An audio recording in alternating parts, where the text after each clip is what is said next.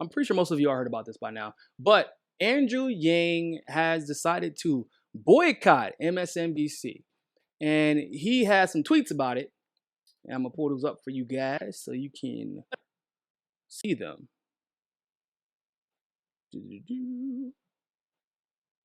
Pull them up for you. All right, so first tweet says,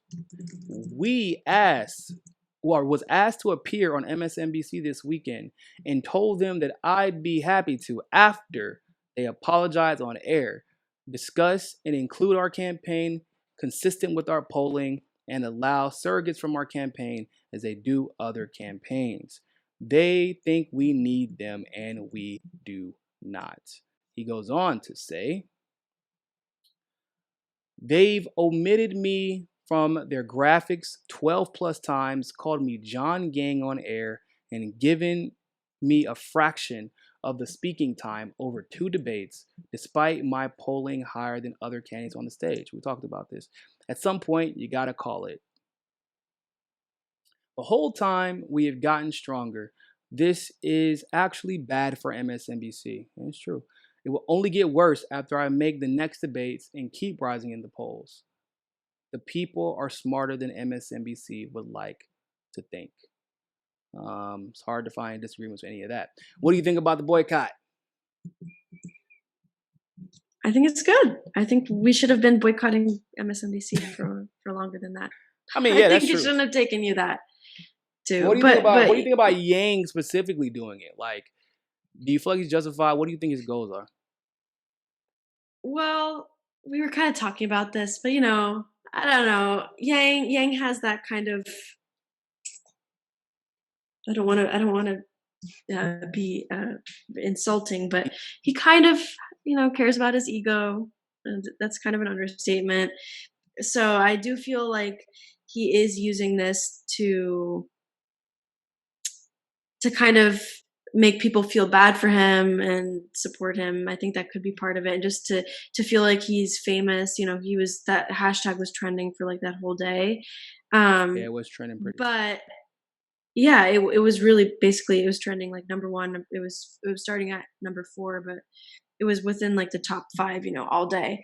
But yeah, I don't want to. I just don't want to like be rude and like say something that But that's perception of him, that he's always been kind of focused on himself, and he's egotistical sometimes. I don't. Yeah, that's true. I'm hesitant to say that. I think there's probably a better word for. I do feel like there's a level of like to run for president, everybody has to have some kind of ego. Yeah. But my thing is, and we talked about this earlier, if you're going to have an ego, right? Because everybody has some type of ego if you're running for president, like any type of political office, but especially the president of the United States, especially in this era, right? You have to have like a supreme level of confidence, or you're going to lose. If you're going to have this level of ego, then you might as well direct it in the appropriate direction. If your ego is going to manifest by calling out MSNBC for screwing you over, when we know this has happened to other candidates that we support, like obviously Bernie and Tulsi, even Marianne Williamson, who's actually discussed this as well, then I'm glad. If you're going to have an ego and that's what's going to happen, then call out MSNBC. That's a good thing. I'm okay with that. Or if you're going to have an ego and talk about the fact that your mic was cut off while you were talking in a debate and no one else would say this, but Andrew Yang did, is it probably to uplift his presidency and let everybody know that he's being so? Of course, it's marketing. It's kind of part of the job. But to call out MSNBC, to let them know that you are seeing everything and the world is seeing everything, and I think at this point, although the Yang people have admitted now that Tulsi is outpolling him, I would still consider him to be a major candidate. I would still consider him to be a legitimate threat, because once again, whatever poll you're looking at, whoever's in the top 3 outside of Bernie, they're not really in the top 3. Their numbers are skewed to make it look like they're much more competitive than they will be when the primaries actually arise.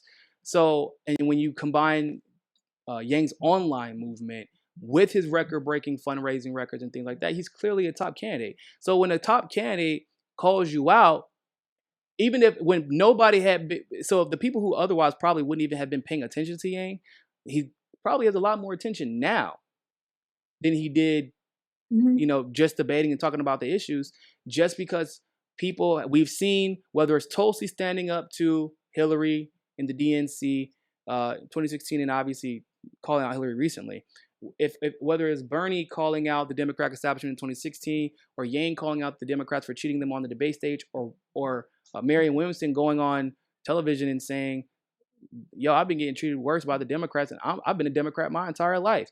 Like, people love those who will challenge the system that has been suppressing them and saying things that have otherwise been taboo to say, because you'll be ostracized as a leftist or you'll be ostracized as a Democrat. I think that works to his benefit.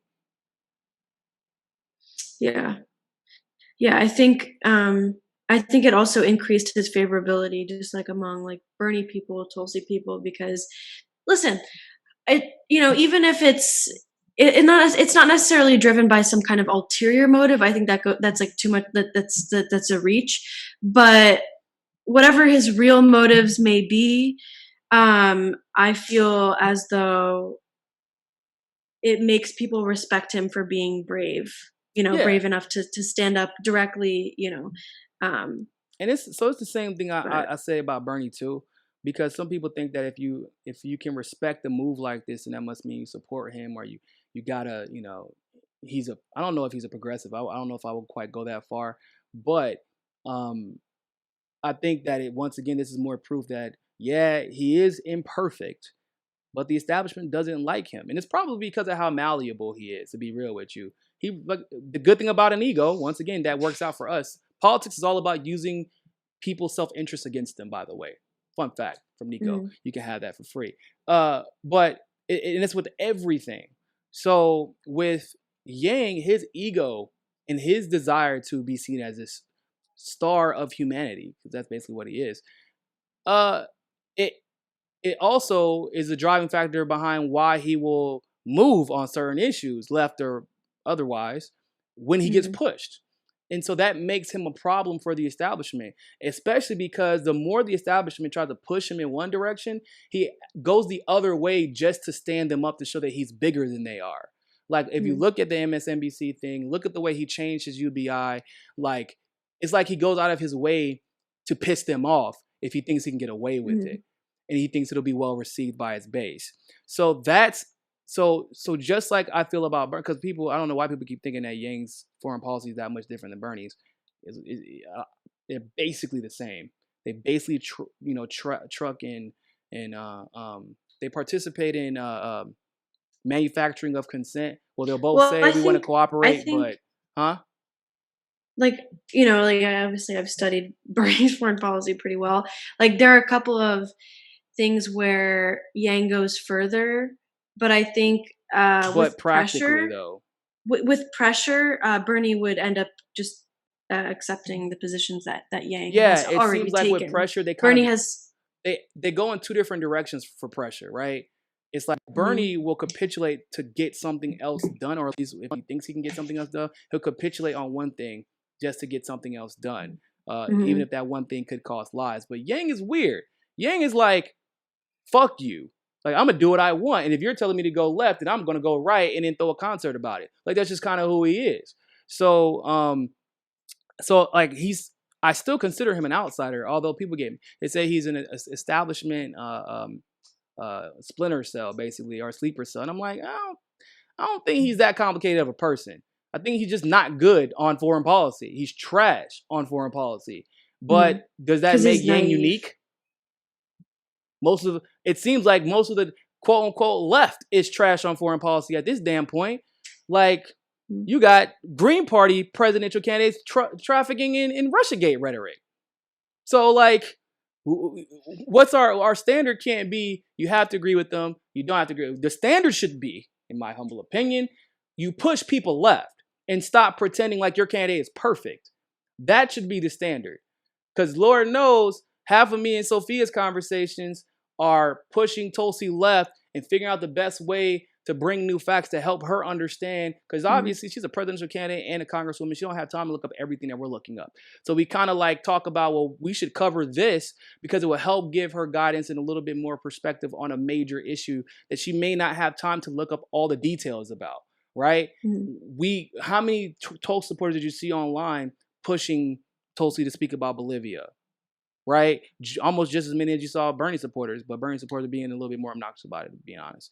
But same thing with Bernie people. We're like with Assange, we're like, yo, you gotta talk about Assange, and we're still like, I mean, you gotta talk about Assange. Unfortunately, a lot of the people have kind of been like, well, there has to be a reason. No, you can't do that.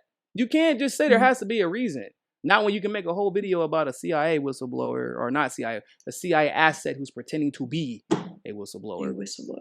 So that's the thing I say about Yang, Tulsi, Marianne Williamson, who was moved left on Medicare for All. And I think you have to push them left or push them to be correct. They don't have to be perfect, but you can learn a lot from the way someone is being attacked, right? You don't just look at the things that, because you're presuming that these people are just naturally smarter than the rest of the country. That's not true. Most people in these positions are not that smart, to be honest with you. Tulsi's a rare being.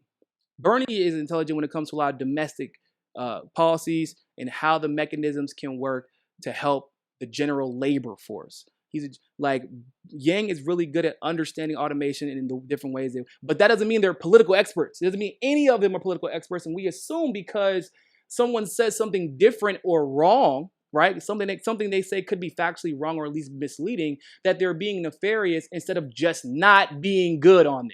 Like sometimes, so it's better to judge, okay, who is attacking these people, right? How are they being attacked? Is it genuine, these discussions? Are they going after? So, because it's funny, because what are the things that you would think they would be saying about Yang, right? If he was on their side, why aren't you, he's trafficking in Russiagate rhetoric. He's pushing just about every single foreign policy stance the establishment would like, except for he keeps saying he doesn't want interventionism.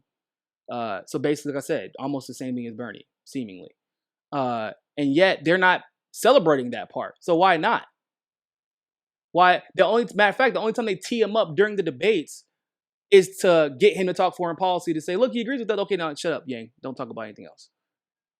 Because he does address automation. The corporations could be harmed by addressing it.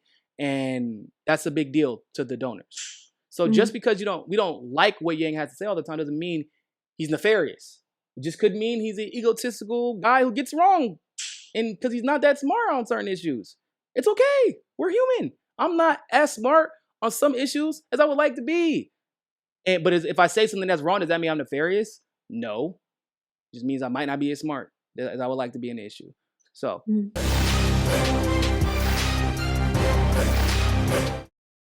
But they know it's the right. Don't forget to hit that subscribe button and hit that notification bell if you like that segment of Mikasa Sukasa. Of course, if YouTube is giving you trouble, as it always does, you can download the Rockfin app and follow us there. Also, if you want to continue to help our show grow, you can help us reach our goal of 500 patrons on Patreon and donate as little as $1. Really, anything helps. Other than that, always remember, people, more than anything else, find your balance. Peace.